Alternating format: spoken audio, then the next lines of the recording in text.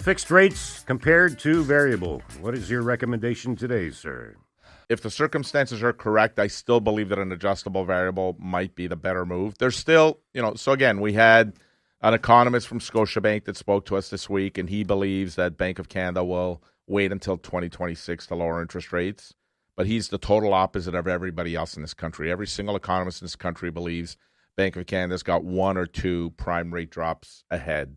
Even if you only get one, you're down to 4.7 on prime. If you're able to get a mortgage at prime less 3/4, you're at 395.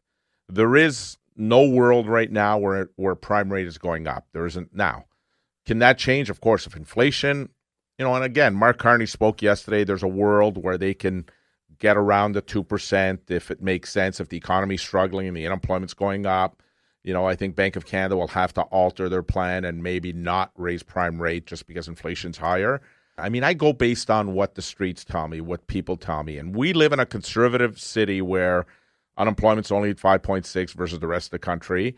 And even in Ottawa, I feel that people are nervous right now about spending money, and they're holding back. So we'll have to see what the numbers look like. But we just lost the Bay, 8,000 employees. Yeah. The Department of Justice is laying off 260 people. They just announced. Passport Canada a couple of weeks ago, another 880.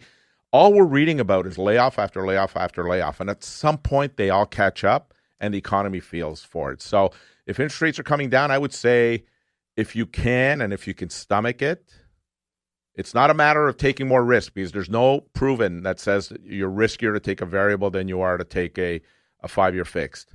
Yes, if you were in a variable in 2022, you saw your interest rates go up tremendously over a 12-month period. But if you look over the history of 30, 40 years, you were better off to be in a variable adjustable mortgage than you were to be in a fixed mortgage. You would have won out almost every 5-year period.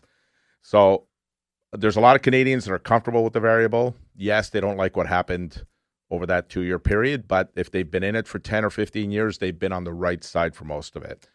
But if you're going to go into a fix and you're with a big bank, I would still say if you're going to renew with your big bank, look at the 3-year and the 5-year.